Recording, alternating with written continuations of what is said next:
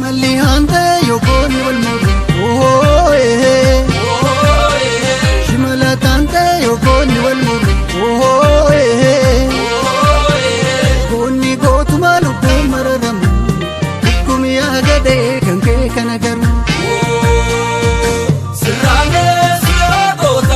Omarfata yaabatu koraa bokkolchaa fardi Barsumsuma keessatti kan dhiibamu ibitti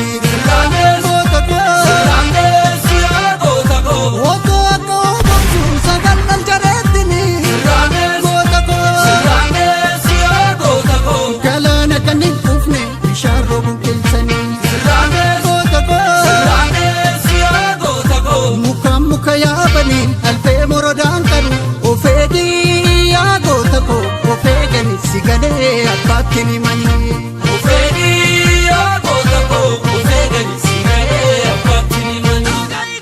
Kaawu jedhi yaalolee koo daabee itti birbir eemmoo yaa eemmolee koo na qabii ammas ammas Kaawu jedhi yaalolee koo daabee itti birbir eemmoo yaa eemmolee koo na qabii ammas ammas Kaawu jedhi yaalolee koo daabee itti birbir eemmoo yaa eemmolee koo na qabii ammas ammas Kaawu jedhi yaalolee koo daabee itti birbir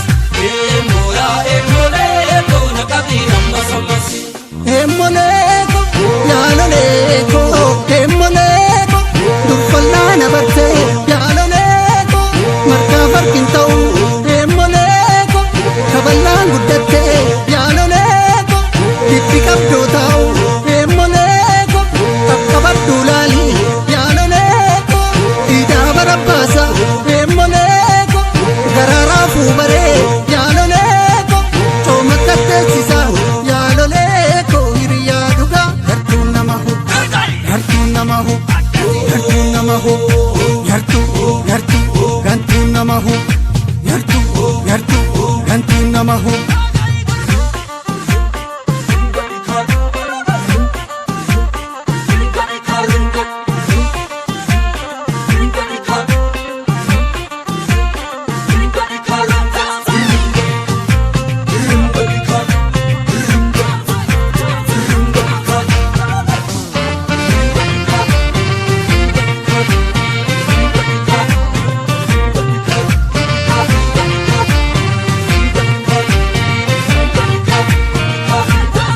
Shimalli hante yokoonni wal muru shimala tante yokoonni wal muru goonni gootuma lubbuun mararamu guyyaa gadee kan kee kana garu Siiqqee fi odaa ta'eef biqiltuun dhadhaabbattee dhadhaabbata okkoni hojiitotu baay'atee maradhu fitaala kee silaa eddan keessumaa darbata kan hin beekne horaa qabatee kufaa muka yaabanii alfee morodaan qabu ofeegii yaa goota koo ofeegani si galee abbaatti ni manii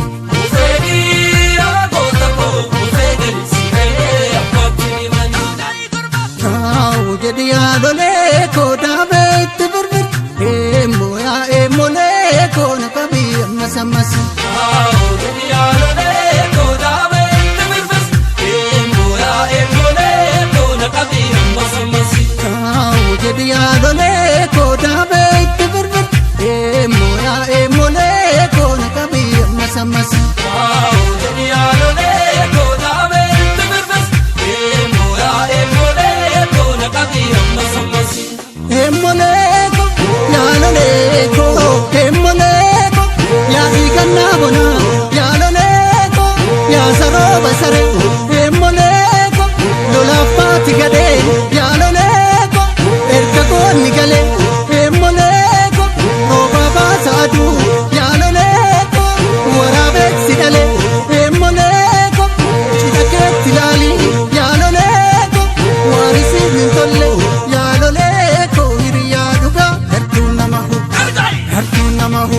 Arjuna